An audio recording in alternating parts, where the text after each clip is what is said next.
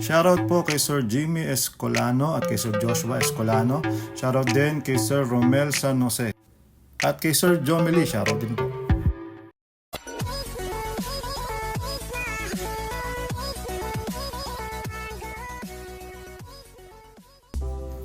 What's up sa inyo mga kasang? So ayun no, ang video natin ngayon, update natin yung binibreed natin flower horn. So ito yung male natin na flower horn. At yun nga pala no, sa mga hindi pa nakasubscribe dyan, no, para masundan nyo yung ginagawa natin kasi madalas na talaga ako mag-upload ngayon 2026. Yun ang isa sa New Year's resolution ko.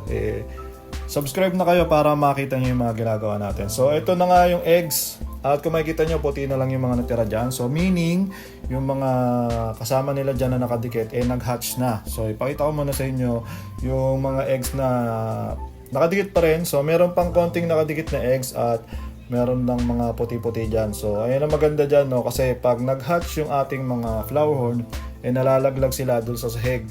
At yung mga namuti, yun yung may iwang nakadikit.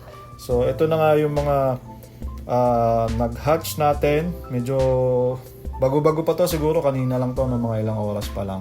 So ang time interval niyan pag kung maalala niyo yung mga pinagkakagawa natin, unang gabi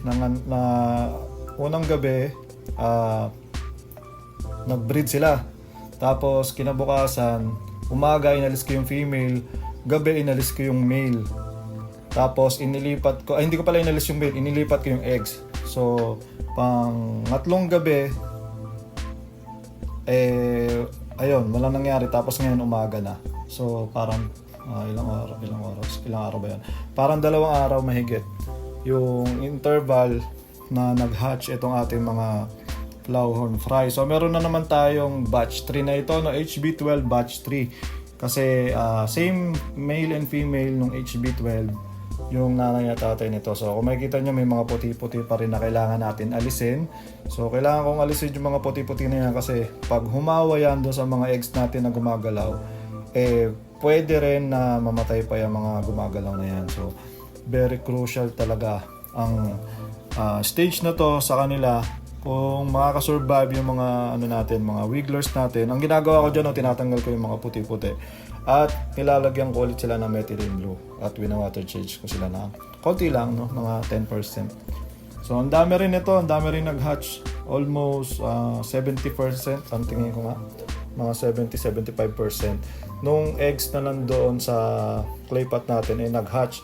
So ngayon, kailangan ko talagang tanggalin yung mga yung mga nandoon sa nakadikit pa na hindi pa nag-hatch. So gaganyan-ganyanin ko lang yung daliri natin dyan. Yun, kumakalas na paunti-unti kasi madali nang kumalas yan pag nag-hatch na kasi yung eggs, madali na silang kumakalas doon sa pagkakadikit nila. Pero yung mga hindi talaga mag-hatch, nakadikit talaga na sobra yan dyan. So hindi yan basta-basta matatanggal. Kaya pag ginanto ko ng daliri yan, mas madali natatanggal yung mga nag-hatch na o yung hindi pa nagkaka-molds. Kasi molds yan yung mga puti na yan. Ibig sabihin, yung egg natin na nandyan, hindi siya nabuhay o hindi siya na-fertilize. Tapos pinapasok na ng molds yun. Ang molds kasi hindi yan makakapasok sa mga fertilized eggs. So yung mga fertilized eggs natin, yun yung nag-hatch. So okay na to, no? Tingin ko, ang dami doon sa likod. Grabe. Andun pala sa likod yung mga ibang eggs natin. So itabi muna natin itong pinag-itlogan natin yan. Maya ako nalinisan yan. Tapos, pakita ko sa inyo yung mga eggs. So, nandun pala siya sa likod ng clay pot, no, dahil doon napupunta yung tubig. At ayan, napakarami nito kasi marami nga talagang napasamang puti na kailangan ko pa rin alisin. So, ayun ang medyo mahirap gawin dyan kasi nga masyado pa maliliit yung mga wigglers natin at sumasama talaga at humahalo. O yun, dumidikit sila doon sa may mga molds na kailangan talaga natin alisin kasi nga baka magka-molds din sila. So, ang ginagamit ko dyan is itong ating turkey buster.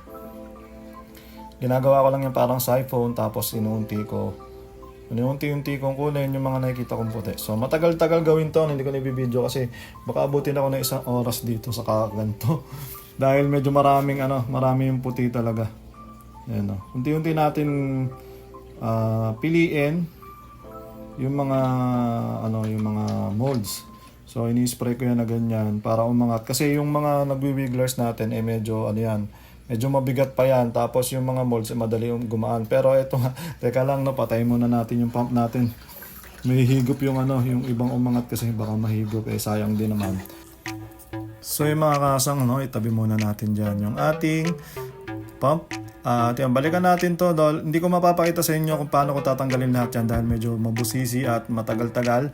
At hindi ko rin pwedeng pabayaan na merong mga molds dyan dahil nga possible na mahawa yung ibang mga wigglers natin at dadami yung bilang ng mga hindi makakasurvive. So ang talagang goal natin dito is ma-prevent na magka-molds yung mga yan at maraming makasurvive. So gamit to.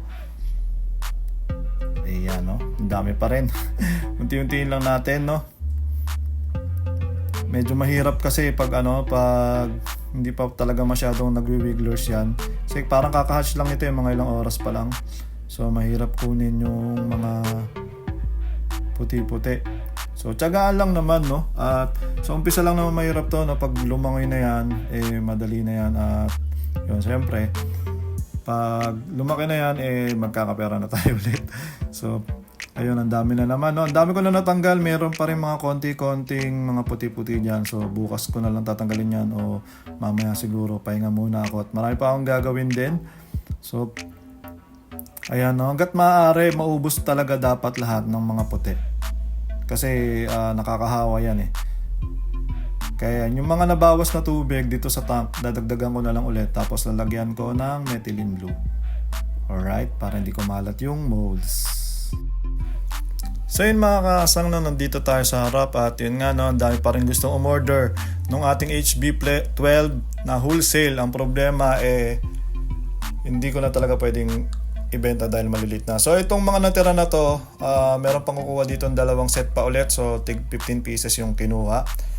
At last na siguro yun Tapos yung mga gusto pang kumuha, magsabi na lang kayo, pero sa susunod pa sa February pa ako ulit magre-release ng wholesale niyan. So pipilian natin yan. At yun nga speaking of pipilian may nag-comment to nakaraan kung nakal na nga ba itong aking mga flower horn fry bago ko ibenta. Well, maganda yung tanong niya at maganda rin na ma-open natin yan. Ako kasi guys pag nakikita ko to every time na papakainin ko sila, sineselect ko na agad yung mga kal. So para maintindihan ng lahat sa mga hindi pa nakakaintindi at hindi pa nila alam ano ba yung culling. Culling yun yung pagsesegregate ng good sa bad. So ito yung ating batch 2. Pakita ko lang sa inyo. Kinakal yung mga ganito, wala pa tong 2 months. Minsan kasi may mga nauuna na lumaki tapos naiiwan yung maliliit. So yung pag ganyan yung isang batch hindi pantay-pantay ang paglaki, inuuna kong kunin yung mga malalaki kasi mas konti yung bilang ng mga naunang lumaki kaysa doon sa mga naiiwang maliliit. Ang problema kasi niyan, pag sumobra na yung laki ng mga malalaking mabilis, kawawa yung mga maliliit. Nila yung kinakatay nila yun. Tapos ayun nga, minsan kinakain na nila. So ayun dapat yun ang pinakauna talaga lalo na pag yung ganitong klase na hindi pantay-pantay ang paglaki, dapat hinihiwalay na yung mga naunang lumaki. Tapos sa sa quality naman, kasi ako naman pag nagkakaling ako, ang una kong tinitingnan diyan yung body form. So meron din akong kinakal na mga tungkol sa quality, kagaya nito, yung isang yan, hindi pantay. Ayoko nung ayoko nung itsura niya. Ayoko nung yung tawag diyan, yung black line niya na dapat diretso yung clumps niya Mas maganda kasi yung ganun. So siya meron na siyang dot. So pag lumaki yan, dot lang yun. Kaya kailangan kong hulihin yun at tanggalin na siya dito. Hindi ko na yung palalakin. So yun yung culling. At yun, ang ginagawa ko sa mga nakakal natin, pag napili ko, may nakita ko dyan, pinapakain ko talaga doon sa mga malalaki. So ganun ang talagang buhay ng flower na fry natin. So ang culling ko, tinitignan ko kung okay yung mata, yun yung kasi mga visible Okay yung mata, okay yung fins, kompleto, hasang, kailangan buo. Tapos yun, ito, kagaya nito, may naiiwang maliit na parang bansot na Ang lalaki na yung kasama niya, to siya sobrang liit pa rin. Minsan kasi hindi talaga lumalaki na yan. So kinakal ko na rin yan Maraming pwede mong gawing basehan. Actually, yung pagkakaling kasi depende sa nag-breed yan kung paano niya pipiliin. So ito, ayan, nakita ko nga yung maliit. Papakain ko na siya dito. Ayan, ganyang kaliit. Hindi na siya lumaki. So pag hinintay ko pa lumaki yan, ewan ko, lalaki pa yan. Minsan kasi talaga nababansot na. So yung mga ganun, kinakal na natin yon. At yung mga kinakal natin, pinapakain natin sa mga malalaki natin flower horn. So yun, kailangan talaga yun, no? Lalo na pag nagbe-breed ka at nagbebenta ka. So yung mga iba naman dyan na hindi naman nagbebenta, pinapalaki mo. Meron bang ganun, no? Pag flower horn kasi automatic binebenta yan kasi sobrang dami yan. Ano yung naman yung sobrang dami yung flower horn. So ayun nga, yung sa quality, depende kasi yun sa farm saka sa nagbe-breed. Meron kasi pinipili nila yung mga VIP kung tawagin. No? Yun yung talagang mga sobrang ganda. Sa 100, pipili lang sila ng 10 VIP. Kaya mahal ang presyo nila doon. Meron naman yung mga sa grade naman, grade AAA, yung mga ganyan, makikita mo. Yun yung mga magagandang klase na pinili na talagang yung quality niya, lahat maganda. Lahat ng pangit sa paningin nila tinatanggal nila.